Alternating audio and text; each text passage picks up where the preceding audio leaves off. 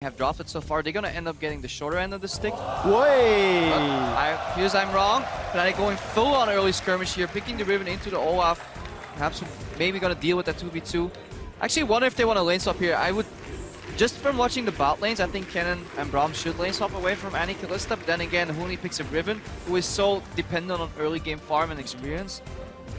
Well, a lot of squishies are here. There's really no true tank that you can consider immovable here when you come to the late game there for Invictus. So Riven going to have her pick of the litter in terms of targets, and Victor's got plenty of burst to follow up on this Kennen engage. So Fnatic just look like a very good, straightforward bash you lineup. The one thing we've seen though before is Yasuo Windwall late game blocking a lot of the AD carry damage and then turning the late game around. Fnatic upped around that by just picking the power on the top laner on a melee champion that obviously doesn't get affected by Windwall, and then having a utility carry like Rekkles, who yes, he relies on some projectiles, but he can still position around that Windwall. Most of his kit is not Windwallable. Yeah, most of the kit is not Windwallable. Obviously, auto attack AD carries are Windwallable, sure. but he has the Lightning Surge to get around that Windwall a lot easier. So in that sense, Kennen makes somewhat sense. I'm just so afraid in the late game for Fnatic if that AD carry pick is actually going to fall off too hard, and IG will still be able to win these fights. Luckily for Fnatic, the last time they ran Riven in the summer split in Europe, they played the map and the threat of Riven's power so exquisitely it never got to late game. So the home crowd we know are going to be voting for Fnatic on Twitter, #FNCWin. But if you want that four-way tie, you got to be looking at IG, isn't that right, Freak? Yep, #IG win if you want. There's a tiebreaker at the very end of it all. I know I've reused the joke, but it's just too good. Krepo gave it to me before the cast. Props to him for this one. Got to share in the ball. But here we go into the game, everybody. Invictus Gaming and Fnatic taking to the Rift. I actually forgot I gave you that pun, and I actually laughed when you said it. It's hilarious. So TLDR, I laugh at my own jokes. Well, As do I, as do all great jokers. when they are gold, you are permitted to. The local fans have started what we're going to dub the French wave, and it keeps going round and round and never ends. While we look defensive line start, we saw Fnatic with a fairly group start against Cloud9. The threat, waiting in case Cloud9 was sticking around and Fnatic stayed together, doing somewhat similar, but on the top half of the map this time. So this is actually where my analysis falls short a tiny bit, because I'm just not sure what Fnatic prioritizes more here. Getting Rekkles and Yellowstar away from a poor matchup, but then at the same time, they're playing a lane that is very based around early trading and outplaying because you get outscaled. So therefore, I assume Fnatic wants to play the lanes 2v2. But it's hard to guess their true intentions here. Well, likely a couple seconds we'll get a better idea. Mirrored as far as the wards are concerned. There's Fnatic that started that invade first. I would think Huni's Riven would do well into an Olaf early because you can always gap close and you can get out of the axis even if one connects, and you can get to the Olaf even if he's trying to kite you, and you should be able to trade, especially around level 3. But then again, IG's bot lane, double range with Kalista, with a hard CC that's applicable target stun, that is so incredibly hard to lane against. Rekkles and Yellowstar have always been adequate laners, but never something you consider strong, which is also something you consider of both Kid and Kitties. Last week, when Kid ran Kalista, he did okay, but missed a few crucial lanes, felt like he was a little bit out of tune with the rest of the team, especially around the Dragon and the Baron plays. We need to see if that's been worked on over this last week. Well, Kin has not been the most prolific of the Kalista players actually over on Invictus, but you can see, as Tabe mentioned, this team is much more about their solo lanes here, and Rookie already getting a good start in the mid lane is the kind of sort of formula for success IG wants. So we asked ourselves what's going to happen. Fnatic did a deep invade in bottom left side, but then moved their bot lane around. So they faked the lane swap. They said, okay, we're taking the left side of the map, but we're still going to send our bottom lane to the bottom lane. So the expected outcome here is to think that Fnatic actually does want that 2v2 and a 1v1. I watched Huni do the wolf camp. He actually used this third strike of his Q, landed on the floor before the wolves even spawned, so he was actually a little delayed there. So maybe some nerves there on Huni. And we saw that last week as well. Huni in week 1 was not the same level that we've come to expect, but his Gnar performance earlier today, significantly stronger. Krepo, we do have that 2v2 in lane, and you have to feel it could be very swingy, whoever gets the advantage. I mean, it'll swing to IG side because Kid and Kitties took the Krugs, while Yellowstar and Rekkles leashed the Wolves for Huni, who actually missed a lot of damage with that failed Q-proc. So overall, top lane got snowballed a little bit. Rainova also started top side of the map. He's now looking to find Kikau, and he's looking to protect Huni. And we're going to see if he's going to be able to do okay in this matchup right now. The CS about equal, but Flask on Olaf means his health is not high enough to survive, and all in like this. It's going to be the knockup into a bunch of CC. The stun lands as well. Look at the chaining. And of course, he doesn't have flash. And because of the Flask start, they read it, and Fnatic get the all in. Well, fantastic play from Reignover and Huni, punishing Zitai in the top lane. And on what a champion. Riven, snowball heavy, he gets a lead. I mean, it's such a weird start for Zitai here. It's so easy as Olaf to start cloth armor, no potions, clear a full camp, recall, get 5, and then TP into the lane. But the fact that he has no raw defensive stats means exactly that can happen to him. And I think it's a huge mistake in a matchup like this. So we'll find out if it continues to hurt Zitai. We did see Reignover setting up in the middle lane. He's now going in for Rookie. Connects with the Prey Seeker. Febiven is going to put the gravity field down and will get the summoner spell. I just went and looked back, and Kakao actually pinged the exact location of Reignover, but there was no vision. So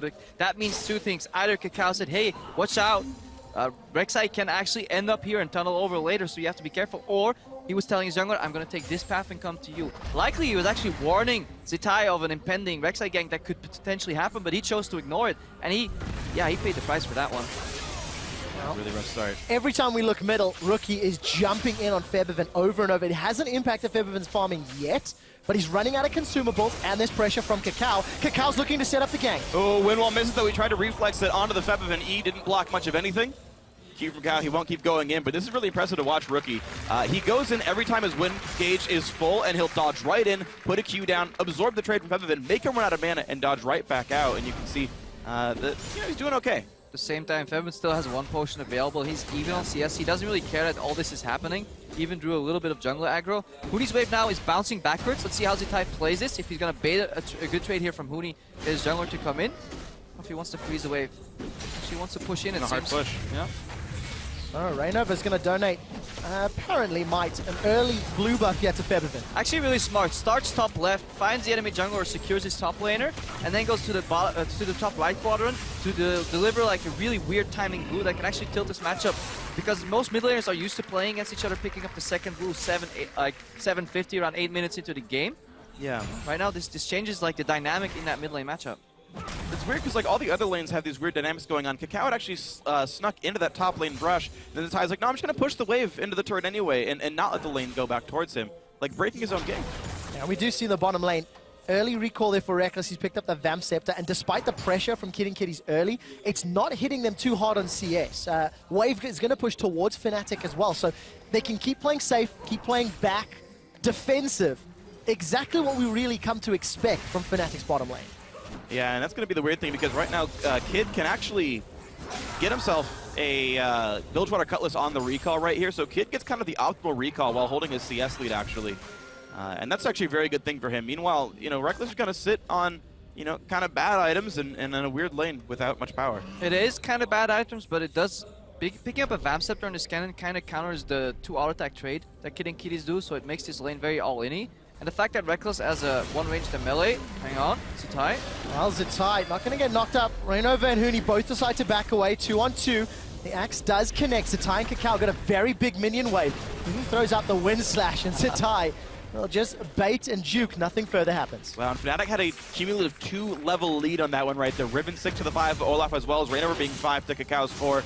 But of course, threw out of a turret a little bit too much. Good read by Kakao, and especially the fact that he stood still, which helped make sure that Tremor Sense would not spot him when Reignover came in and took turret aggro. Rookie looking for some aggression spots. Reignover. I just like the communication out of Fnatic though. A lot of teams, one guy would randomly get tower aggro. They're just panically attacking, but they say, nope, we're not going to go for the gank. We're just going to walk out. Nobody took tower aggro. IG was still afraid to aggress because Reignover was continuously burrow. Febiven now... Almost in trouble. Almost in trouble. We did see Rookie decide to back away. Got that exhaust on his mid lane Yasuo. And he decides to dive in against Riven and Victor later in the game, but it's really just been a farm fest, and with the exception of the small advantage for Huni, even across the board. Interesting pickup here. Kid actually built a BF sword on the Kalista, and he's maxing Q, so he's going through a completely different approach. He's going very all-in style lane, and that's probably why Rekkles and Yellowstar actually did, so far they did okay in that lane. They picked up a little bit of sustain so they can get through auto attack trades. Kid and Kitty's going for saying, well, if you're going to sustain up and you're not going to get slowly outtraded, we'll just blow you up in one go. However, when Reckless and Yellowstar hit level 6, they have the tools to really deal with those trades. They're not too far from that right now, actually. If you look at the champion levels here, Reckless halfway through, Yellowstar a bit more than that. We'll see if they can time the next roughly 2 to 3 waves with Reignover coming down to that lane. Of course, right now, Rek'Sai is to the top side. Plenty of tunnels around the jungle, so an ulti can get her to that quadrant soon. Well, we'll see. We do once again see Reignover in the top half of the map. Blue buff is respawned, got timing on it. And we do see Zatai moving around. Rookie's got caught out. The Chaos Storm comes down from Featherven. Rookie does have exhaust, but not going to get chased further. And Kakao, he may challenge for this blue buff. Secured by, I think Huni got the last hit. And when he takes the blue buff, so 10 CDR on Riven, not the worst thing in the world, actually. Scales very hard on that stat, especially with the Lucidity boots already there. It's like almost worth more, kind of the way the math works out there. So Huni is still getting a lot of favors from his team right now. Like, they picked the matchup last, they saw the Olaf, said, yes, we're going for the Riven. The flex pick Kennen to make sure they could kind of pick last and still make it work out. Even got the first gank. Huni is the man that right now Fnatic are relying on to win this game. And they can. Because not only has Huni shown in the past that he can do it, Fnatic can play the map and run the threat of a very strong Riven if they can start putting some pressure on these towers. The only catch is, Reckless and Yellowstar have been playing so defensive, it's going to take some time before they get unlocked. And more importantly, Yellowstar for his ability to roam around on that Braum. Well, I think it's the right thing to do for Fnatic's bot lane. They're just neutralizing the enemy threat. They're playing against a stronger lane and they're going relatively even. They have to be obviously careful of the all-in threat, but meanwhile Fnatic as a top lane triangle is winning that part of the map, and that was their signature style. Relatively passive early game, playing on the top side triangle, and then making teleports later on work for ganks. And you're going to see the work for ganks right now as Reignover comes across to the mid lane. There's that other point of this one. It's Isosceles, because here comes the gank for the top lane as well as the mid lane there. And Rookie losing all of his health, and there it comes in. But at the same time, a fight in the bottom side. Ulti used on Nikita's keep alive. Reckless tries to zone the team out. This Annie's so low, but there come the teleports. Huni has arrived, and holy crap! Everyone's dying in this fight. Reckless goes down. Zatai gets a bunch back, but Huni, the double, the steal, the triple kill, the quadra kill for Huni. Unbelievable! 5-1. The teleport comes in, and Huni flashed back in. He went past the Olaf, and Fnatic at the mid lane tower, and most likely the Dragon. I do not believe that this just happened. Oh, that was incredible. Huni was flashing over aggressive before last week, but now he's flashing aggressively just right. This is still the Fnatic we remember from the summer split regular season over in Europe. This is the Fnatic that so many people had winning this group, and it still looks like that same Fnatic now. And what a swing, thanks to the kills, thanks to the Dragon, the tower, blue buff secure. Fnatic have got themselves a 3,000 gold lead and an advantage in every single metric in the game. That has to be one of the most valuable teleports that we have seen this is throughout the group stage. This is what we've been used to seeing from Fnatic. Passive in the early game, and this entire trade here, I watched it on my screen already, but Yellowstar, he's getting out-traded, he's getting engaged on, so Reckless is not taking any damage. Yellowstar trying to get out here, and the problem is Kid, his E at the end, he gets stunned right before he can E. Chain CC'd into Yellowstar's knockup. Huni was actually a fraction of a second earlier in that TP, and then just watching the play what he does here, going for the bravado of this play, going back in with the flash and turning that around, that just shows he is confident and he's by no means influenced by whatever happened in the first 2 losses that Fnatic faced last week. But yeah, really good cooldown spacing here from Fnatic. Kid has to flash in, gets immediately stunned by Reckless. Reckless held his cooldowns until it was necessary to peel for his support. So overall, really good trading. And we could also see that Kid, if he was maxing E, he could have executed a lot earlier to finish off Reckless. But because he has running that Q-Max, he really has to get a lot of spears, and he just wasn't certain enough that it was going to kill the enemy AD carry. Yeah, Keep Me On Else went for a lower attack speed build as well, so BF Sword instead of Cutlass into a, dagger would have changed the dynamic a little bit more as well, but all said and done, Fnatic in a sizable lead there. Incredibly though, the Lee Sin has snuck behind Huni. Well, there's a 2-on-2. Reignover's joined the fight. Huni's going to get the shield, and he's turned to Zatai. Wow. He just dunks him in the spot. Fnatic have got a massive minion wave, and they will take a tower as well as the kill. I think Kakao, he started Gromp, and Reignover can sense him with the Tremor, is going to push him out of his own jungle. Fnatic say, we want everything. Reignover has had some fantastic game reads overall in this game. His early gank either works in Huni's favor to get a kill or deters Kakao from ganking. Then he helps mid lane a bit. He asks his bot lane, are you guys okay? Yes, they're fine. He continuously hovers around Huni, who's now 5-1, and he kind of predicts here as we see Yellowstar being traded on. Just a gank from IG, and he just robs IG of any potential counterplays. It's just fantastic to see where he's pathing on the map with zero downtime, because Reignover on Rek'Sai can always just ulti back to the tunnels. Yeah, part of more kills, dying less, and still more. CS Kakao completely outplaying him. I know coming into Worlds, Reignover was considered maybe the weakest portion of Fnatic. Of course, a very good team. It's not like he's a bad player, but just not quite to the caliber of the rest of his team. But so far, basically perfection from the Fnatic jungler here. And though Huni is getting all the kill credit, it has all started with Reignover. And it always is. Reignover has been the crux of Fnatic all summer long. He is the one that gets them ahead, and then the rest of the team play very intelligently. It's like when you play those bridge builder games and you have to start on one pylon. That pylon, that's Reignover, and then you can expand, you can make a nice pretty bridge that everybody's watching. But Reignover, he is the support. Like, he works behind the scenes to get these lanes ahead, and we see sometimes when Fnatic plays around the bot side, Huni playing on an island, sometimes he's a little lost, goes in for unfavorable trades, and then needs a jungler to back him up, but by that time it's too late. This time Reignover says, no, I'm here the entire day. If you ever need my help, knock knock, I'm here. And yeah, it works. Well, I guess a lot of teams at Worlds could have constructed additional pylons here. They would love to have a jungler like Reignover because he's completely supporting Fnatic across the map. And what we see is every time Fnatic are getting an advantage in this early game, they are pressing for deep wards. Reignover may be pressing maybe a little too far. Fate's call has been channeled. Kitties goes in. Is coming, though. He will find the stun. And there's the support. So they have at least one cooldown. It's not the longest, but it'll also pull Kid and Kitties away from the tower. Look, Reckless and Yellowstar, they're hitting it the whole time. The threat of teleport from Huni. You can't do this anymore. I mean, the problem is Huni got ahead, and then IG made the mistake of ganking the 5-in-1 Riven, and suddenly none of this works anymore. Bloodthirster, Brutalizer, Ionian Boots at 15 minutes. Yeah, talking about Bloodthirsters, Kid has one on Kalista early game with QMax. That is one of the worst scaling builds overall because it is so front-loaded. Auto attack Q, that's it. Your damage is done. Your next additional auto attacks are incredibly slow. You obviously deal less damage since Kalista got changed, and you don't have the rend execute at all.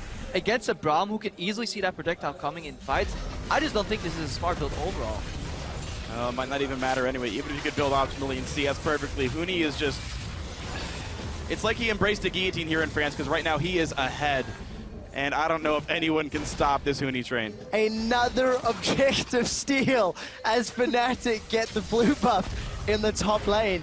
And earlier, I saw a line of pink wards in Fnatic's inventory. They've all been repurchased. If you look at the minimap, there are tunnels and wards all over the place. Febiven, he gets jumped on by Kakao, but Kakao, I don't think you want this. They get turned around. No, Chaos beautiful. Storm gets dropped, and Kakao's gonna get away. He baited the flash. That was perfect. He could have immediately R-flash. As soon as the ulti starts, it roots the champion, so Febiven couldn't have flashed away if Kakao wanted to time it that way. But, I mean, he took 500 damage and burned a flash. That's great. Well, we'll find out if Rookie or Zitai can make use of it. Problem is, there's 6k gold down, so it's going to be very difficult to punish that no-flash Febiven. Yeah, when we've seen Fnatic play similar strategies over in Europe, they keep Huni around in this top lane until he has some damage on that tier 2 tower, and we hit about the 20-minute mark. That's when they swap him to bottom if he has teleport, and Fnatic just become a very Baron-emphasized team. Their Baron vision denial is probably one of the best over in the European LCS, and they just take it on a whim. They have no hesitation. They're really good at calculating how long it takes for other teams to get there, so we could actually see an incredibly early Baron here with little counterplay here for IG. Yeah, keep in mind, they have an attack speed focused Blade of the Ruin King AD carry. Even though Reckless is not a traditional hard carry, he's not like a Kog'Maw or anything, he's still got objective damage in spades. Yeah, and look at the deep pink wards Fnatic has placed. 2 of their pink wards are just inside IG's jungle, and even if it takes them 5 seconds to clear, that is time you lose, that is momentum that you lose, where Fnatic will just reposition in a preferable position on the map. Huni right now, this is something we've seen from him before. 4 guys are doing Dragon. He's split pushing with no vision. Huni, you don't run into the wolves. That is something like Fnatic fixed so far in European LCS, but it's kind of creeping back into their play. So Huni gives up a death. Fnatic get a dragon. They get flash from both Kitties and Kakao. We'll see if that's going to be worth for IG, because the rest of Fnatic now have got siege pressure in the mid lane. It looks like Febiven's going to push on the bottom lane. So at the end of the day, a lot of net... Are they going to get this tower? No, Windwall's going to stop it, but a lot of net positives despite the gold given away from that single day. So hard to siege, or to protect the siege against Braum Cannon, because all you need is like 1 stack, then a couple of stacks get more, you get stunned, then suddenly Cannon has 3 marks, you get stunned again, Reignover will burrow, he will knock you up, you're chain CC'd until you die, even though the damage isn't very burst heavy. The control it brings in later team fights where your tanks are building some armor against this very one-dimensional 80-based composition. It's just very hard to play against if you're Invictus Gaming. It's interesting seeing how Fnatic are playing this game overall in terms of their builds and whatnot. Reignover is going full tank, of course it is that Cinderhook Rek'Sai, but also, I don't see this very often, actually maxing W second, which reduces the time between unburrow knockups on Rek'Sai. Normally we see E for the burst, but Yep. His function is entirely CC just to be a based. tank. Oh, this could be a fight, gents. Yellowstar, he's put the shield up. He's going to put the Fissure down. Gravity Field will block off the fight, and Reignover's got one of those unburrows, but he's being chunked down by Kid. We see Fate's Call. There's been channeled, and Hooney's looking for the fight. Broken Wings pulls him backwards. Nobody's died yet. The Fnatic are going to push this minion wave into the tower. Rookie got really low on that one. Hooney managed to play his ranges just right. And keep in mind, it is still a fairly squishy Riven. Okay, yeah, she's high level, but there's no true defensive items in this champion, so a mistake can get you Yasuo ulted into death. Then I got to play it right, but this turret nearly gone, and there they go, turret number 4. Hooney teleported in for that as well. All the vision is on the top half of the map. Minions pushing towards the bottom tower, but another objective still. That's 2 reds in a row. I believe 2 blues in a row as well. IG have not touched their buffs for the last 10-12 minutes. Yeah, and amidst all this action, mid lane has been pretty stale overall, averaging around 10 CS per minute. That is incredibly big if you can do that consistently up past the 20-minute mark. Febin right now, he's comfortable becoming a really big AP carry, and that's something that IG's lineup is lacking. So the longer this goes, the better for Fnatic. They actually have no alternative plays on the map either so far because Dragon's down, they've taken all the buffs. So sieging a tower is pretty much their only really map-wide play they can do. Once Baron spawns though, you can see a lot more pulling around of IG members that Fnatic can do on the map. And there's actually a window literally right now. If you take a look at Invictus Gaming's wards right now, they've got a ton in the bottom jungle. They've been covering that side as much as they can, but as far as this western side of the map, they don't have any vision at all that would track Fnatic. Yeah, Fnatic knows this because they have 2 deep pink wards. They know IG actually hasn't even pathed into the river because all the fights have been centered around the ruins of that now. Tier 2 tower in the mid lane. Hooney is continuously pressured up top. He died once for it, but IG, they haven't even seen the river in the last 4 minutes. They have not. Kakao is seeing Yellowstar, going to boot him into the air. Rookie's committed an ultimate to this, and they will secure a kill. Doesn't look like Fnatic will have a counterplay, but that's at least one more on the board for IG. No, it's solid by Invictus. They're finding these individual picks by one member being left out. It's so early into the game. These guys are spread out. Yellowstar was out in front of the map, trying to put some deep wards down, and Kakao plays this so well. Chilling Smite for the slow, so you could walk behind Yellowstar so that he could kick him a little bit more towards Rookie. Just a beautiful setup there. Happy minion wave as well for more dashes. A lot of things go right, but these are the mistakes that Fnatic can't make. Yeah, you can't overextend when your AD carry is in base. You would need some help because it does look like a minor mistake. Yeah, he got picked up, but what it costs you is so much tempo in the side lanes because Fnatic had almost locked IG into the perfect 1-3-1 where they could then use their vision advantage to then make picks themselves. So losing Yellowstar loses them some time, and IG could have potentially warded Baron. They're pinging it right now, so they are aware, but this is Fnatic typical, just burning it down. Chaos Storm's even thrown in as well. Yellowstar does have the Fissure available. Gravity Field's there for zoning, and Kakao is down. Baron secured as well. And Fnatic at 21.5 minutes, they're looking for more. And it's going to be Kid trying to run. Reckless does land the stun. They got the utility out of their AD carry. A flash knockup for Reignover means another one. 10-4 affirmative. Fnatic are ahead. Fnatic don't care about your vision. They don't care that you know because they know exactly how long it takes you to get to the Baron. In addition to the fact that they know exactly how long it'll take them to do the Baron. Simple math, checks out, we get a free Baron, Kakao overextends, and Fnatic looking to take their first inhibitor of the game at 22 minutes. And the first time these teams met, Fnatic was 1 kill away from a perfect game against Invictus. Right now, it's almost the same. They're only 4 kills away. No dragons, no turrets picked up by IG whatsoever. They're getting absolutely whitewashed here by Fnatic. And what a difficult situation to be in if you're Invictus Gaming. Because everybody knows that the Baron plays for Fnatic are strong, and how do you play around it? Hooney's even going to use that Valor to dodge away from the Sonic Wave. The rest of Fnatic pushing in the bottom half of the map with the Baron minions. When you're that far behind a Riven, you can't run the risk of face checking. And again, this is a must-win game for Invictus. If they drop this, they move to 1-4. They can no longer reach either Fnatic or Cloud9 at 3 wins, and they would be guaranteed out of the quarterfinals. And if you watch the way these fights are playing out too, there's the really important matchup is Olaf versus Riven. If Olaf was ahead of Riven, then Zitai could storm in, threaten one of the carries, be it Febin, be it Reckless, be it Hooney of Fnatic, and that would give you so much forward zone that the rest of the IG members really could follow up and do some damage there, potentially get a good win ball. Since he's behind, it's so easy for Fnatic to be, look what Yellowstar can accomplish here. Solo as a support, just tag somebody, and when they're running in so slowly, one by one, it's so easy for Fnatic to play these fights. CC from Rekkles is still relevant enough to flash into 3 people almost, because his team has his back and is continuously just chasing here. So it's incredibly hard. There's almost no answer that IG can realistically, fabricate. And while we were in that replay, gentlemen, Huni went back and spent over 4,000 gold that he had accrued, bought a Last Whisper and a Quicksilver Sash. So he really just wants to get in and obliterate anybody in the front line. And look, there's hardly any armor to speak of. He's going to be, for lack of a better word, shrekking the back line. Thank you, Pyro, for that one. And it's just a great performance from Fnatic. Unfortunately for Monte Cristo, the dream of the 4-way tiebreaker will be dead if Fnatic can close this one out, and we'll be looking at a single game tiebreaker, either for first seed or second seed Fnatic. They're knocking on another inhibitor turret. Yeah, Raynor has 220 armor already at 24 minutes on that Rek'Sai, including a Thormail. So also the way Thormail operates is it doesn't take into account resistances for the return damage, so it actually does a good amount of damage if he gets focused in these fights. Yeah, it specifically takes the damage you would have taken before armor and then transmit it as magic that would be reduced by MR. So yeah, it's very large amounts of damage. Flash engage though does catch Febiv, and Yellowstar walks right in, puts up the shield, blocks a lot of it, and now Rekkles is there to buy some time, but the first kill does come through, grabbing it down. A big knock-up, and here comes Huni! He's already got one on the board. It's a triple kill for Rekkles though. They're turning onto Kid and Kitties who are trying to run away. Quadra kill for Rekkles. Kid is trying to get away. Huni wants to set him up. He's got the broken wings. He's got the storm. He wants the penta. Rekkles is looking for it. He needs to get it right for the auto.